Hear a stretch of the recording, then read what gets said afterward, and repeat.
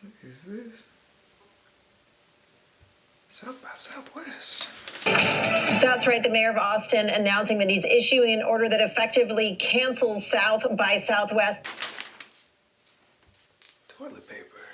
Or what's not on store shelves in some cases. Some retailers seeing a run on many of the basics. Well, just a crazy scene at a grocery store where toilet paper has been in high demand. Yeah, surveillance video shows a stampede of customers clearing the shelves. Fights over toilet paper breaking out in grocery stores as shelves run empty. Oh no.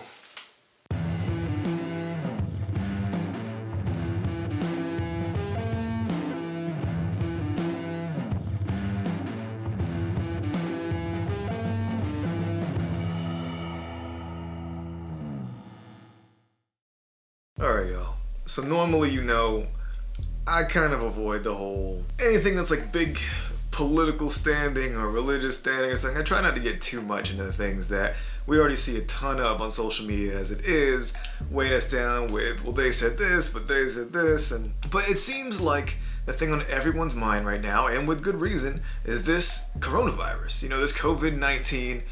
And I feel like it's my obligation as a vlogger and as someone who is in a town that had one of the largest festivals ever get canceled, and that's South by Southwest. It's important to talk about it a little bit. And so the first time that I saw someone have a physical reaction to me greeting them is when I knew, okay, this is something to take more seriously. This is something that really is affecting people. There's, our internet service was out. We had just moved, and a guy came over to fix the stuff, and he's like, hey, how you doing? I reached out to shake his hand, and he jumped back and did this thing. And he's like, oh, hi, hey, and it just got real awkward for a second. And I'm like, oh, that's right. You can't touch people. You can't be too close to people. I think there's a release that says you're supposed to be at least 6 feet away from someone, which is insane. I had a buddy who works at a call center tell me that they set this mandate where now all the people who are working in that office have to sit 6 feet away from each other. And I'm thinking, how big is this building? Because they have hundreds of workers there that you can now add 6 feet between each desk. And it's crazy the impact that this coronavirus is having on daily life, people that you know. So, want to talk about it a little bit. You don't want to be part of the hysteria. Right.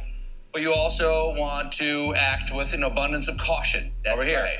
But we don't know if, on this side of it, we kind of know, how much hysteria we could produce if we wanted to. Yeah. And over here, we don't know if this is a feather or a brick. Right. We don't know. Over here, around the world, this seems to be a brick. Mm-hmm. So we went with brick. There you go. How's the show going so far?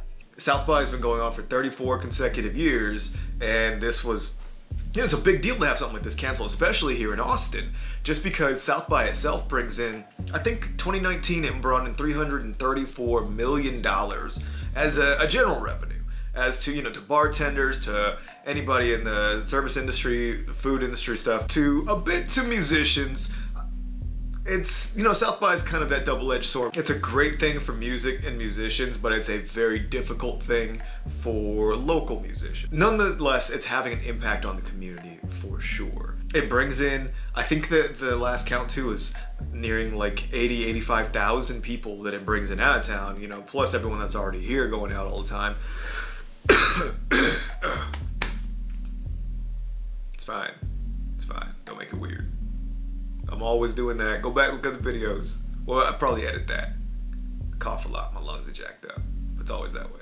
Coronavirus though, it's having an impact on NBA and MLB, all these sports, all the arenas and events and everything. They're canceling or postponing MotoGP, which is one of the biggest races to come to Austin. With the Grand Prix and everything, MotoGP got pushed back. And there's all these big shows and concerts that are getting moved. Then on a smaller scale, what's with the toilet paper? What are people doing? They're losing their minds here buying up all this toilet paper. I don't know. I must have missed the memo on that. I'm glad I got some TP in beforehand, because apparently that was going to be the hot commodity everyone's going to disappear with, was toilet paper. I don't get it, but it's happening. We're seeing it on a closer scale. We're seeing it with smaller items. It's oh, this giant festival got canceled. Okay, well, doesn't affect me. I was gonna go to it anyway because the tickets are way too damn expensive. But now, you can't get certain food at the grocery store. You can't buy hand sanitizer, or you can't get toilet paper. So one thing that I found really interesting, that I thought was a big deal is when these larger companies start reacting to things and things that they know are going to cost them money. That's when I'm like, okay, this is something to pay attention to. So when you have people like Tom York, Billie Eilish, Tool, Rage Against the Machine, who they were doing their tour through Las Cruces and El Paso, my hometown of El Paso, all these tours getting postponed now. Some getting canceled completely, but for the most part, just postponement until later on in the year. Even the Baby Shark live tour got canceled. Now, I don't have kids. The only reason I know about Baby Shark is because of JoJo and that insane wrestling workout trying to kill people. That's a different story. That's a different story. All of these things are big. Coachella got pushed back, and I think Coachella might actually be a little bigger than South by, at least in terms of the audience. I don't know what they bring in revenue-wise, but in terms of their audience, they're over 100,000 people they bring in, and it got pushed back, postponed, pushed off. It's like, well, don't get sick. So one of the big questions in this is, should I panic? Is it real? No! Well, I mean, yeah, it's real, but no, you shouldn't panic. Panic never helps in anything, any situation. It always makes it worse. Do you know why bullfighters can get inside that ring and stand there with such a powerful and awesome creature? It's because when it comes charging at them, they don't run away. They don't panic. They look right at it. They wait for it. They judge. They make the moves. And then, it's 2020. Maybe bullfighting is not the best analogy to go with here, but you get what I'm saying. There's this thing that comes with panicking. And when there's a problem somewhere, and whether or not it's a big problem, it can turn into one simply by your reaction. So, there was that whole gas shortage that I'm not sure if it affected where you were at, but here in Austin, this was like maybe a couple of years back, there was the gas shortage. There's no more gas in the stations. Everybody's freaking out. Prices are going to go up, and everyone's lining up to get gas. Well, I remember one of the guys saying, nothing had really changed in the flow that they were getting. But because so many people came in, they weren't prepared to handle 8 times the volume of what they normally have. But people were panicking, getting these lines going, getting more in there. Then all of a sudden, they actually did run out of gas. And that's, let's go back to the toilet paper. Is it an issue? It's going to be one of those things we just laugh at later. Remember that time you bought 8,000 rolls of TP? It is a big deal, and it is happening to us now. But the reactions, I feel like, are making it worse, so you can't panic. It's happening whether you panic or not. Holding these items and things, we're taking it from people who either didn't hear about it as quickly as other people did, or who can't get to the store for whatever reason, and they're just missing out because everyone else got worried about something. And it also leads to these opportunistic jerks, like the guy in Tennessee that the New York Times wrote about, that runs out at the beginning of something like this and just starts stockpiling. He went to Target, went to Walmart, went to Dollar Tree, bought all the toilet paper, all the hand sanitizer he and his brother could take, put it all into a storage unit, and then we're just price gouging everything and selling, $15 bottles of hand sanitizer that were this big. They were selling them over the net too, through Amazon. But luckily, Amazon shut them down, and people like them down pretty quick. So kudos to you on that one, Amazon. You're doing that part right. In regards to when he was caught with all of this, hold on, I gotta read you the actual quote that he gave was, "If I can make a slight profit, that's fine, but I'm not looking to be in a situation where I make the front page of the news." Yeah, too late for that. Front page of the news for being the guy who hoarded 20,000 bottles of sanitizer that I'm selling for 20 times what they cost me. Yeah. Well, and then the New York Times ran this ad, and he was just that. And then later reaches out to say that he's looking for a way to donate these items to people who need it. Yeah, because we're all good people once we get caught, right? So shame on you, buddy. Shame on you. And there's turds like him selling it on Facebook Market and on Craigslist. People are jerks. You gotta watch out for each other. I will say, though, I have noticed a huge wave of people at least on my Facebook feed, popping up that are saying, hey, if you're out there and you need some food, and you need some toilet paper, and you need soap or something, and you don't have it, reach out to them and they will share what they got. And I think that is the light in the dark on any situation like this. It's people like you that are doing that for other people.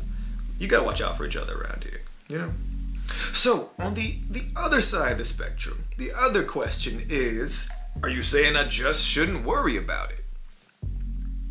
Not exact. I mean, let's face it.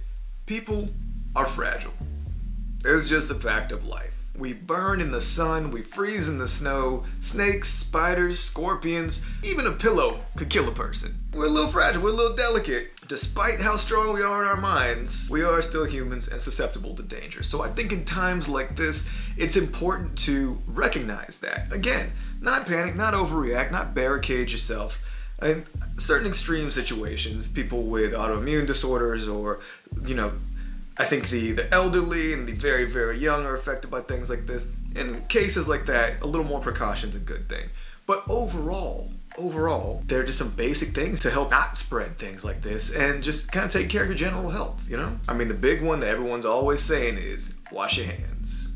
If you've been following this vlog for any amount of times, as cheesy as it is, even in these cooking episodes that I'm doing, I'm always saying wash your hands, wash your food, clean your vegetables, that sort of thing. You should have been doing it long before this coronavirus hits, before COVID-19 even comes around. Wash your hands anyway. It just seems like good practice. A little warm water, soap, only takes a few seconds. It's no big deal. Covering your mouth if you're coughing and sneezing.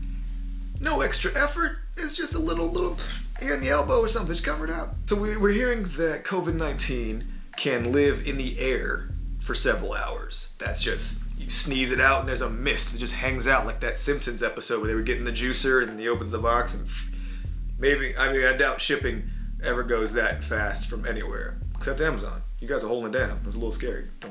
Don't sneeze in a box, please. So it can live on surfaces, hard surfaces for days, porous surfaces for about a day. So, cardboard and things, it can last on someone touching it, wiping a sneeze on it, whatever. Hard surfaces like your cell phone or your laptop stays on there for days. Next time you got your phone pressed up against your face laying in bed, think about that. How many people touch your phone? How many things did you touch and wipe and get nasty and then touch the phone? It's just a thing. That's all I'm saying. It's probably a little too much, probably talking too much about it. I'm a bit of a germaphobe, only a little bit. There's a lot of misinformation around this virus, or at least I'm no expert on this. I'm not a medical expert by any means. I'm not telling you what to do with your life. I'm just saying the things that I've heard, and you get, red flags go up when you hear people say certain things like, you have to stay 6 feet away from everybody for at least 15 days to make sure you don't get this thing. It's a bit unrealistic. And there's a lot of people who are getting this thing, and yeah, they're sick, and then they quarantine themselves, they stay at home, they do what you do when you get the flu or a cold or something, and you get better. Don't neglect your body, and also don't decide to go party if you're feeling like crap. I have noticed some, not all, which it should be more, but employers are they're giving their employees time off without weird reprimanding. And of course, it's tough. As a dude who was in the service industry for so long, I was a dishwasher, I was a barista and all this. Sometimes you just can't miss a day at work. A day without pay is the difference between you making your rent on time or paying your phone bill on time or something and not. You have to have that day, even if you're sick, which is kind of a bummer in this economy. Is that it seems like there's so much emphasis on the work of things. Do your work, do your job every day until the government says you're too old to do it and finally gives you a break. And then even that, Social Security. See, this is why I don't even bring this stuff up. This is why I don't talk about this stuff. I go off on these rants about life. And wrapping it all up, I'm sure you've heard a ton about the coronavirus and how it's affecting you in some sort of way. And if it hasn't yet, I think it's going to. It will. This is a hard thing to control, a hard thing to predict, and it's out there among people. So, stay safe, people. Exercise a little bit of caution on it. Don't panic. This is like the 10th end of the world time. We're probably gonna live through this one too. It's gonna be all right. I myself am trying to break my own habit of whenever I'm thinking about anything, touching my face all the time. But also I do wash my hands like 40 times a day. So maybe this is not where it's coming from.